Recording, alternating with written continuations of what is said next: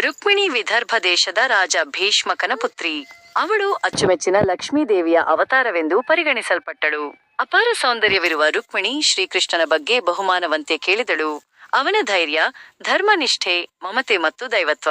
ಅವರು ಮುಖಾಮುಖಿಯಾಗಿಲ್ಲದಿದ್ದರೂ ಕೂಡ ಅವಳ ಮನಸ್ಸು ಕೃಷ್ಣನಲ್ಲಿ ಸಂಪೂರ್ಣವಾಗಿ ಲೀನವಾಗಿತ್ತು. ಆದರೆ ಅವಳ ಸಹೋದರ ರುಕ್ಮಿ ಕೃಷ್ಣನನ್ನು ದ್ವೇಷಿಸುತ್ತಿದ್ದನು ಮತ್ತು ಅವಳ ವಿವಾಹವನ್ನು ಶಿಶುಪಾಲನೊಂದಿಗೆ ನಿಶ್ಚಯಿಸಿದ್ದನು.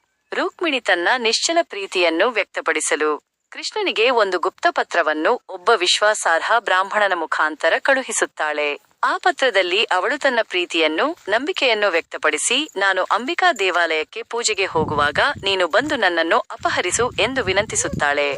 ಪತ್ರವನ್ನು ಓದಿದ ಕೃಷ್ಣ ತಕ್ಷಣವೇ ತನ್ನ ರಥದಲ್ಲಿ ವಿದರ್ಭದತ್ತ ಹೊರಟನು. ರುಕ್ಮಿಣಿ ದೇವಾಲಯದಿಂದ ಹೊರಬರುತ್ತಿದ್ದಾಗ ಕೃಷ್ಣ ಅಲ್ಲಿಗೆ ಬಂದು ಅವನ ರಥದಲ್ಲಿ ಅವಳನ್ನು ಎತ್ತಿಕೊಂಡು ಹೋಗುತ್ತಾನೆ. ಇದನ್ನು ನೋಡಿ ಶಿಶುಪಾಲ, ರುಕ್ಮಿ ಮತ್ತು ಇತರ ರಾಜರು ಕೋಪದಿಂದ ತೀವ್ರ ಹೋರಾಟ ಆರಂಭಿಸುತ್ತಾರೆ. ಕ್ರುಧಿತನಾದ ರುಕ್ಮಿ ಕೃಷ್ಣನನ್ನು ಹಿಂಬಾಲಿಸುತ್ತಾನೆ. ಆದರೆ ಕೃಷ್ಣನು ಅವನನ್ನು ಸೋಲಿಸುತ್ತಾನೆ. ರುಕ್ಮಿಣಿಯ ಮನವಿಗೆ ತಕ್ಕಂತೆ ಕೃಷ್ಣನು ರುಕ್ಮಿಯನ್ನು ಕೊಲ್ಲದೆ, ಅವನ ಶಿರಚ್ಛೇದ ಮಾಡದೆ, ಅವನ ತಲೆಯ ಒಂದು ಭಾಗದ ಕೂದಲು ತೆಗೆದು ಅವಮಾನಿಸುತ್ತಾನೆ.